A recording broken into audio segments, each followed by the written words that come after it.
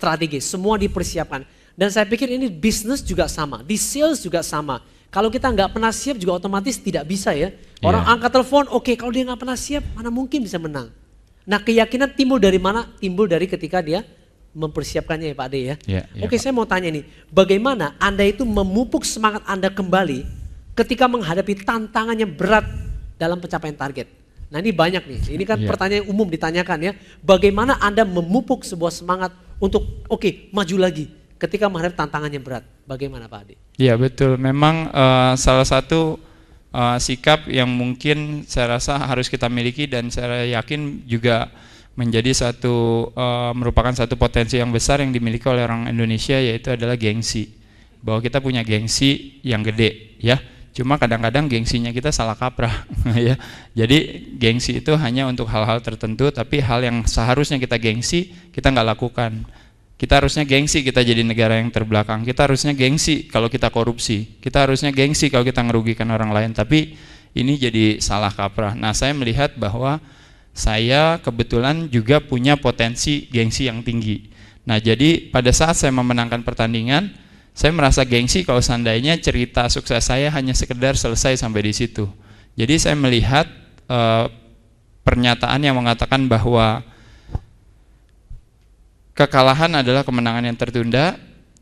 Pada saat saya memenangkan pertandingan, saya balikkan prinsip itu, yaitu bahwa kemenangan adalah kekalahan yang tertunda. Jadi pada saat itu saya tahu bahwa besok saya pasti akan kalah. Sehingga dengan keyakinan saya bahwa besok saya akan kalah, pada saat itu saya merasa gengsi dan saya nggak mau untuk kalah. Pada saat itulah itu menjadi tantangan yang baru buat saya, bahwa kalau saya mungkin tidak sebesar Susi Susanti, saya tidak sebesar Lance Armstrong, dan tentunya saya bersyukur sekali bisa berbagi pengalaman di sini dengan bapak-bapak ibu-ibu semua. Tapi yang pasti adalah saya yakin yang dilakukan Lance Armstrong, saya yakin dilakukan Susi Susanti adalah bahwa pada saat Lance Armstrong berhasil mengalahkan kankernya, pada saat Lance Armstrong berhasil memenangkan Tour de France yang pertama kalinya, justru dia pasti berpikir bahwa orang akan berpikir bahwa ternyata Lance Armstrong hanya selesai sampai di situ. Tapi yang terjadi adalah dia mau tunjukkan bahwa kalau saya bisa memenangkan pertandingan itu lagi, maka saya akan membuat satu kejutan yang baru. Nah, dan hal itulah yang saya coba lakukan, yaitu pada saat saya berhasil memenangkan kejuaraan Asia tahun 95, saya pikir mungkin waktu itu pertama kali saya dan juga kebetulan atlet Indonesia bisa bertanding di luar negeri dan berhasil memenangkan kejuaraan Asia. Karena selama ini atlet binaraga Indonesia belum ada yang juara Asia, cuma ada waktu itu ada 2 orang, Pak Levi Rumbewas dan Pak WMP Bungau berhasil juara Asia, tapi itu juaranya di Indonesia, di negeri sendiri. Ya. Nah jadi kalau di luar negeri belum ada. Pada saat saya berhasil menjadi juara itu, saya pikir kenapa cerita sukses saya cuma selesai sampai situ. Justru saya set satu gol lagi, gimana caranya saya bisa mempertahankan itu. Oke, saya tertarik dengan pernyataan ini. Kalau saya list down pernyataannya Bung Ade Rai, itu ini sebuah keyakinan. Ade Rai mengatakan bahwa kemenangan adalah kekalahan yang tertunda. Ya Pak ya? Betul ya? Betul Pak. Biasanya orang bilang kekalahan adalah kemenangan yang tertunda. Nah ini dibalik oleh Bung Ade Rai. Dengan kata lain Anda yakin bahwa satu saat itu pasti kita akan? Satu saat pasti kalah. Ya artinya di mana-mana jagoan pasti akhirnya kalah. Nggak bakal menang. Dan Lance Armstrong juga meskipun dia berhasil pasti satu saat dia pasti akan jatuh. Dan kita juga harus tahu diri bahwa pasti kita ada keterbatasan. Tapi sekarang bagaimana kita bisa memupuk keyakinan kita untuk jatuhnya tidak hari ini, tapi mungkin minggu depan, tapi tidak minggu depan, mungkin bulan depan, tapi tidak bulan depan, mungkin tahun depan, tapi bukan tahun depan, tapi saya targetkan 10 tahun lagi misalnya. Jadi saya punya keyakinan itu bahwa menurut saya satu saat saya pasti akan jatuh, tapi selagi saya punya kekuatan, saya sesuai dengan strategi yang saya terapkan, persiapan saya masih baik, justru dengan gengsi yang saya miliki, saya akan coba fight untuk itu. Ya, jadi saya pikir ini menarik ya. Kemenangan adalah kekalahan yang tertunda. Ini sebuah belief system bahwa dengan demikian berarti Bung Ade selalu siap. Artinya satu-satu saya pasti kalah. Jadi sementara masih bisa menang, saya menangkan. Nah mungkin ini betul ya Pak ya, sebagai kunci konsistensi Anda dalam memenangi pertandingan. Mungkin nggak seperti itu? Iya mungkin bisa seperti itu Pak. Tapi kembali lagi bahwa konsistensi, dedikasi dan semuanya itu semua karena kebiasaan dan juga karena keyakinan tadi, yaitu bahwa kita bisa melakukan hal itu. Dan balik lagi, orang kadang-kadang dibilang harus konsisten, orang harus disiplin, harus punya dedikasi dan sebagainya. Tapi kembali lagi, kalau keyakinan itu tidak ada, kecintaan, passion kita terhadap apa yang kita lakukan tidak ada, saya rasa mungkin sulit ya melakukan hal itu. Ya, ini bisa saya tambahkan ya. Armstrong bisa menang karena dia punya passion pasti. Ya, dia punya missions, dia punya strategi, dan Armstrong bisa menang Tour de France dan juga cancel karena punya keyakinan, belief. Tadi Bung Ade baru sebut lagi, karena semua dedikasi harus juga didukung dengan keyakinan. Armstrong bisa menang karena dia belief bahwa sakitnya di balap sepeda aja bisa saya tahan, apa bedanya dengan sakit di kemoterapi? Satu, capeknya daki gunung untuk Tour de France, udah capek, udah sakit, apa bedanya dengan sakit di kanker? Toh saya bisa mengatasi kok, apa bedanya? Nah, ini kan sebuah keyakinan ya Pak ya. Iya, Pak. Ya mungkin ini diaplikasikan hal yang lain, tapi saya lihat Bung Adira ini memang pinpoint kepada yang keyakinan. Ya, salah satunya adalah saya belajar dari, saya yakin juga bisa menjelaskan apa yang dilakukan Armstrong, yang dikatakan oleh Arnold Schwarzenegger. Arnold pernah berkata bahwa yang membedakan antara champion dan not champion adalah champion can go through pain barrier. Artinya champion bisa melewati batas kesakitan. Wow. Nah, tapi batas kesakitan yang seperti apa tentunya harus disesuaikan dengan definisinya. Definisi yang paling gampang, misalnya dalam saya latihan beban, Pak. Pada saat mengangkat latihan beban, mungkin teman-teman semua juga pernah ngangkat ya latihan beban. Pada saat ngangkat latihan beban kita cuma kuat misalnya cuma 7 kali. Pada saat 7 kali itu rasa 8 kali rasanya udah panas sekali di tangan, habis itu kita berhenti karena kita pikir kita udah capek. Tapi Arnold bilang champion can go through pain barrier.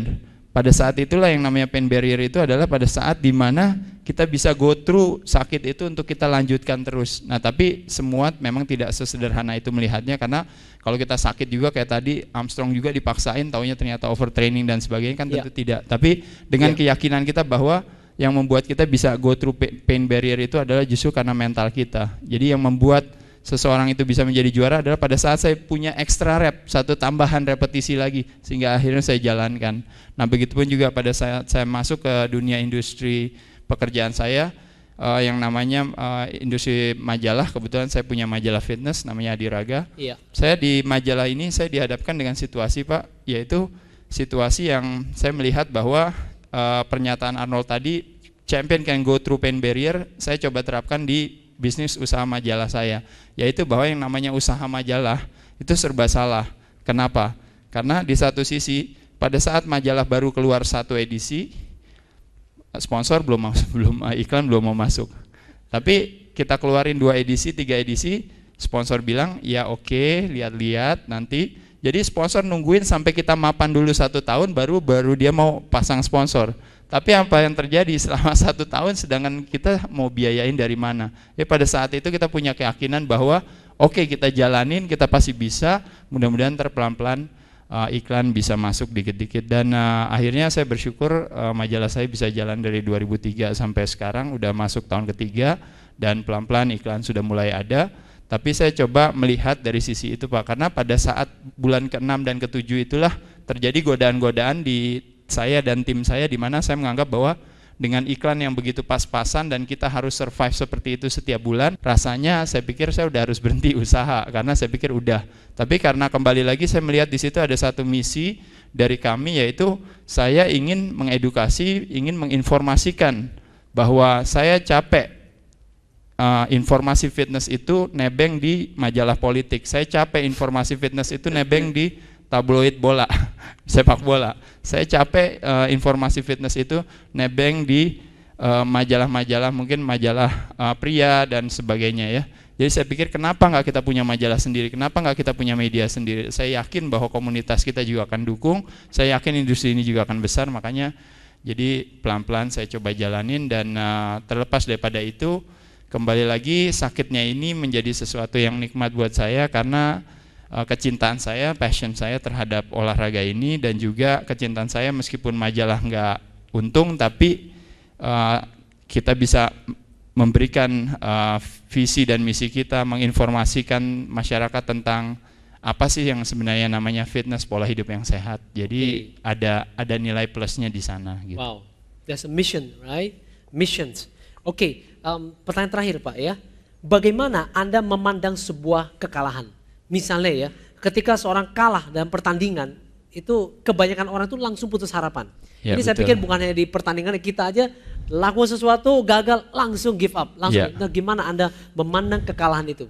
Ya, kalau kita kalah sebenarnya cuma ada dua pilihan. Mungkin kalau bicara soal pertandingan kalah, mungkin teman-teman, bapak-bapak, ibu-ibu mungkin nggak terlalu bisa membayangkan kalah dalam pertandingan itu seperti apa. Mungkin ada orang bilang ya biasalah kalah. Tapi mungkin bapak-bapak, ibu-ibu pernah kalah dalam satu kegiatan usaha yang bapak ibu lakukan. Atau mungkin adik-adik di sini, anak-anak muda pernah ngerasa kalah, yaitu pada saat ditinggal pacar. Jadi kalah ya, kalah bersaing. Jadi ditinggal pacar. Kalau ditinggal pacar rasanya seperti apa? Saya yakin bapak-bapak, ibu-ibu juga pernah ngerasain semuanya. Jawabannya cuma dua, adalah mau frustasi bunuh diri atau mau balik lagi. Nggak ada pilihan lain. Pada saat kita ditinggal pacar lalu kita mau bunuh diri, kita hanya akan pada saat kita mau loncat, kita mau bunuh diri, kita lihat pacar kita sama cowok lain, dan cowok lainnya jauh lebih pintar, lebih kaya, dan lebih cakep dari kita, lalu kita bunuh diri. Dia akan ngapain? Dia hanya akan ketawain kita aja Pak gitu. Jadi ngelihat ya udah ini. Pantes. Jadi pada saat saya kalah dalam sebuah pertandingan, lalu akhirnya saya justru selesai sampai di situ, itulah yang namanya ya kejadiannya seperti itu, yang namanya kita tanya tadi, bagaimana kabarnya? Luar biasa. Nah yang biasa itu adalah kalau kalah frustasi, ya itu biasa. Tapi kalau kalah kita justru malah fight back, nah itu yang namanya luar biasa. Jadi saya pikir mungkin. Wow. Fantastic. Jadi saya hanya saya teringat sekilas nih, bagaimana Anda menciptakan keyakinan itu untuk jadi juara dunia. Kan biasa ya, harus kita akui, pertandingannya di luar negeri, orang kulit hitam, kulit putih, tulangnya lebih besar, badannya lebih besar, makan mungkin lebih baik. Ya, bagaimana ya Anda meyakinkan dia, I can defeat you? Ya, Bapak benar sekali. Bahkan waktu saya lagi makan pagi, saya lihat betisnya dia aja, saya udah serem, betisnya gede banget. Ya baru mulai, saya lihat betisnya gede banget. Tapi kembali lagi ya Pak, balik lagi bahwa kita tahu strong point kita, kekurangan kita, itu yang harus kita lakukan. Pada saat kita kalah, nggak ada salahnya kita denial dalam 1-2 hari atau sebulan 2 bulan pertama. Tapi setelah kalah kita evaluasi diri, kira-kira apa yang membuat kita kalah. Jadi apa yang memberikan keyakinan saya untuk bisa jadi juara dunia, tentu saya harus jadi juara Asia dulu. Setelah saya juara Asia, baru saya punya keyakinan juara dunia. Tapi kembali lagi bahwa persiapan yang sangat baik itu yang akan memberikan kita keyakinan. Tapi kalau kitanya nggak siap mungkin agak sulit ya Pak ya. Di Binaraga.net, kami selalu percaya bahwa setiap orang pasti bisa memiliki tubuh yang ideal dan sehat. Dengan subscribe, like, dan share video ini, Anda turut membantu membangun Indonesia sehat dan kuat. Salam jelas fitness, saya JP.